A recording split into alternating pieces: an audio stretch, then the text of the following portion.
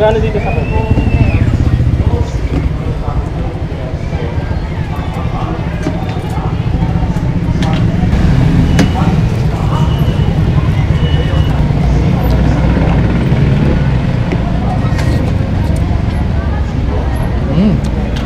Oh.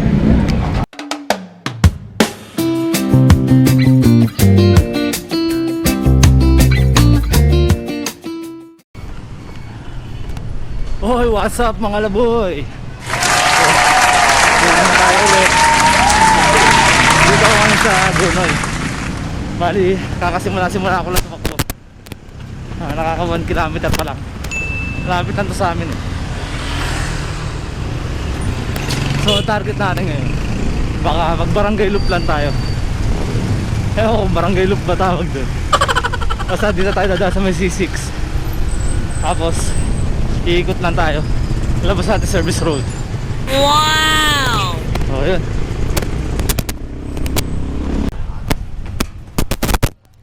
So malapit tayo sa C6. So hindi na ako mag-shoot sa Chesty kasi nung nakaraang vlog ko na tumatakbo, nakakahilo pa noorin. Kaya bibit-bitin ko na lang lagi. Kaya hindi rin naman ako dadala ng stick kasi baka di marinig yung boss ko pag malayo. Malapit tayo C6.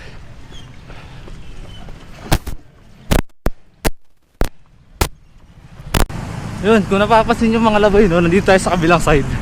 Nandito sa kabilang side yung magandang view eh. View na ng ano yun, Laguna Lake. Wow! So, dito ko na feeling dumaan kasi tatawid-tawid pa ako, tsaka maraming tao, nakakaya mag-vlog, puta. O yun, linggo ngayon. Nung una kong balik takbo, linggo din. So nakaka 1 week na. Nalumpo talaga ako nun. After nun, hindi ako makatayo. Nakakatayo ako pero hirap. Ang hirap maglakad.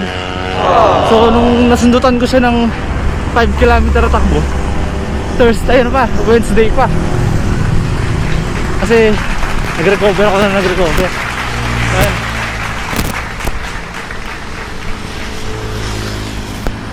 So yun, iikutin nga natin to, no? Dadaan tayo sa ano, lakefront. Kaso hindi ko alam yung kung saan yung eksaktong daan dun. Nakita ko sa mapa, dire-diretso lang to hanggang sa makalabas tayo ng sukat. Ito yung Laguna Lake. Wow!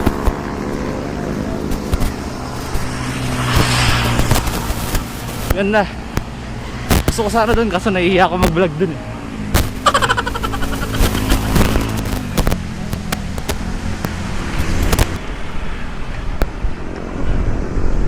Ganda ang aliwalas oh.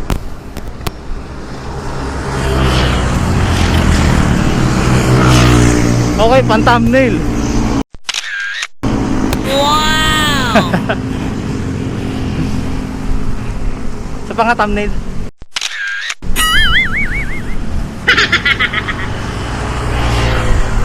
Para akong tanga dito po.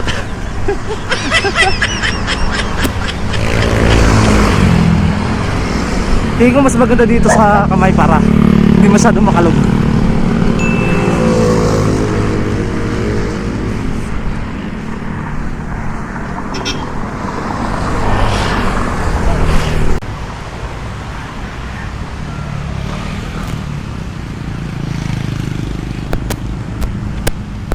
Yun, so sa pagkakaalam ko, ito yung dulo ng C6. Tapos liliko na dito. Nakita ko na sa maps.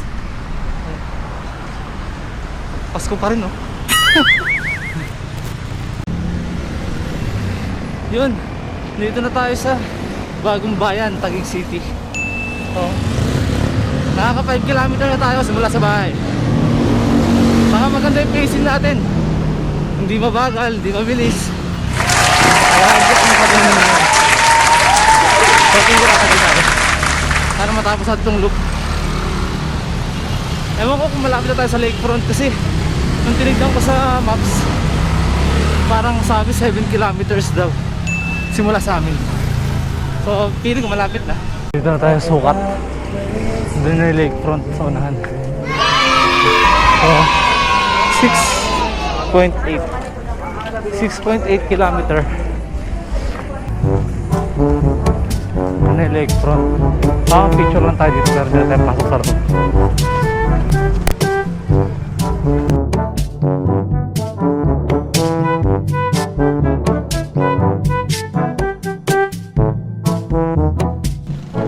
Barangay Bully na daw. Hindi ko na alam kung nasaan na ako. Tangin na.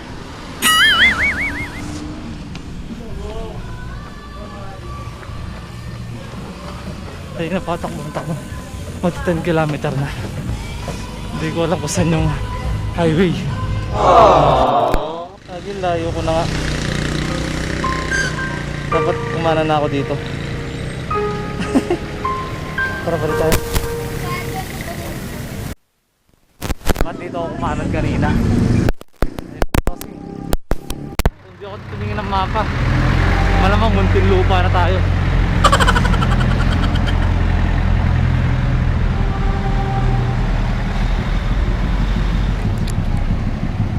10.7 kilometers.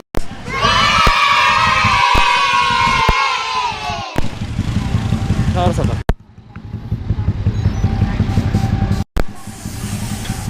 5:01.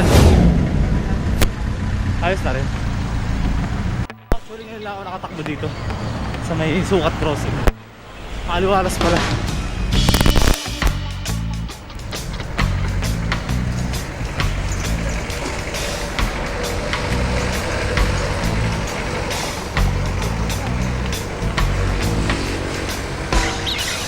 Ganda pala dito.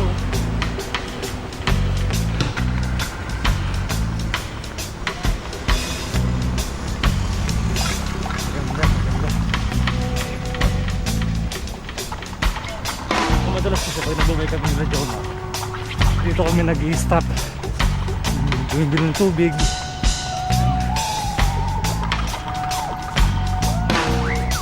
Kapag ang handaan namin dito sa may Laguna, Alabang, dito talaga kasi mag-uwi is service road.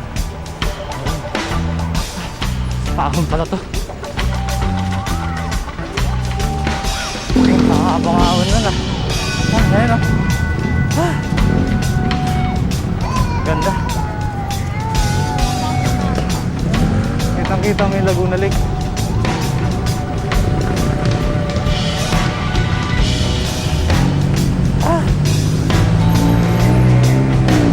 So wala pa mga natitinda dito. Madalas kasi dito natitinda mga palamig. So dito na tayo sa service road. So tansya ko mga 12 kilometer hanggang sa bahay na siguro, ewan ko lang. Hindi ko matansya kasi lagi pag dumadaan ako dito nakabike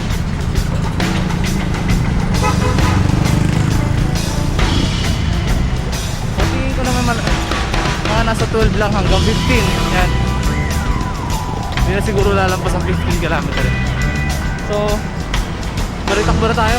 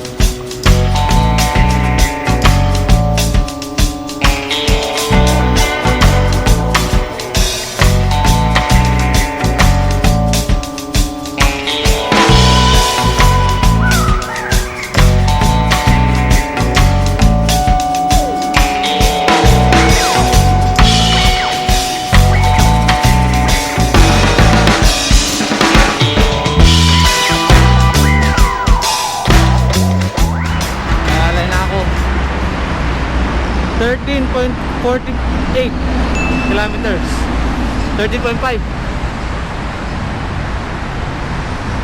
Not bad kasi nung una kong takbo Last week, last Sunday 3 kilometer pa lang, site na ng binti ko. Eh ngayon 13.5 pa. Nasimula yung sakit ng binti ko. So ibig sabihin nun, nagbubunga yung training natin. Kasi sabi ko kanina, last Sunday, yung una kong takbo ng taon, siguro 9 months siguro ako napahinga sa takbo. Tapos sinundutan ko na yun Wednesday tapos Thursday. Maikli lang naman pero kumarga siya, ibig sabihin. Kasi tulad ngayon, wala akong dalang tubig, oh. Wala akong dalang pagkain. Ngayon ko na napansin, wala pala akong dalang tubig. Pero ngayon lang ako napagod. Actually di pagod eh, parang nangalay na, nangalay. Oh, malapit na tayo sa Bikutan. Doon ako magpahinga. Kain muna ako doon ng tuhog-tuhog. Bili din ako tubig. Okay.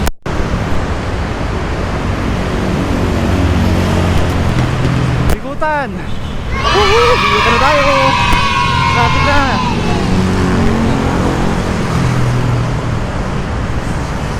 So hanap tayo ng kainan. Parang gusto ko magano eh. At kwek-kwek o kaya fishball. Makakaramdam na ako ng gutom. So at kainan doon.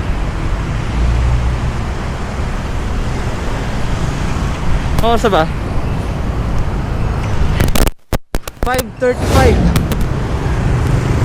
Palubog na araw.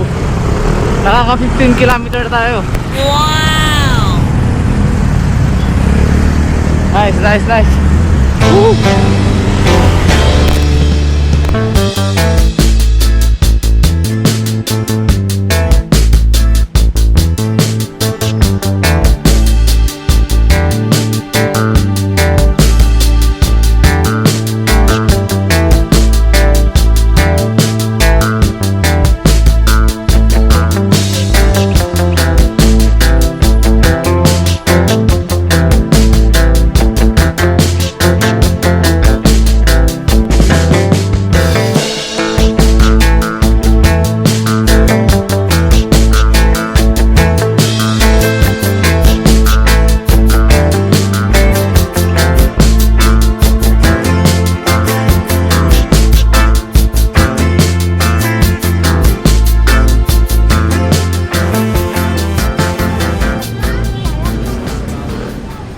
Tayo mat na tuhog-tuhog.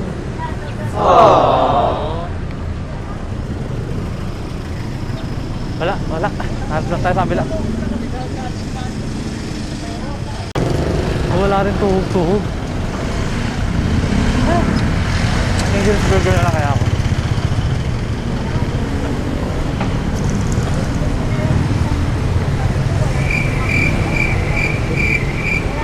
Tagal eh. Hanap na lang ako ulit. Papalubog na yung araw. Wala pa rin ako nakikitang kwek-kwekan. Pero sure ball yan. Sa FTI, meron. Malayo tayo pa eh. Naka 16.7 tayo kilometers. Gagabihin na tayo. Sisemplang pa ako. Ang bigat na yung binti ko. Training. Hindi pa. Nakapit tayo sa FTI.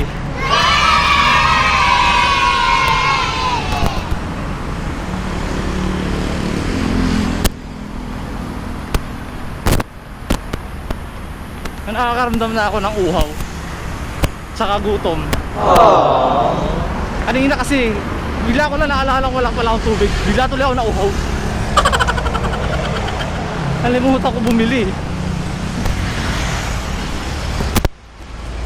Hindi ko alam, malapit na ito FTI. Unting takbo na lang to. So yun mga laboy, hindi na pala tayo dadaan ng FTI. Dito tayo sa tenement. Ito may ihaw dito. So matagal ito. Tagal yan. Hanap tayo dito. Sure ball meron ditong tuhog-tuhog. Wala talaga. malapit na rin naman. 18 kilometer na. So siguro mga 3 kilometers, sasabahin na ako. Nakakaya na to. Diretsuhin ko na lang. Buti na rin tayo ng ano, Samsam kakahanap. So hanggang dito na lang, no? Hanggang dito na lang ang kalokohan natin. So abangan nyo yung next vlog ko next week. So malalaman nyo kung bakit tayo nagtitraining ng takbo. So yun, maraming salamat sa panonood mga laboy. Ay ay ay mga laboy.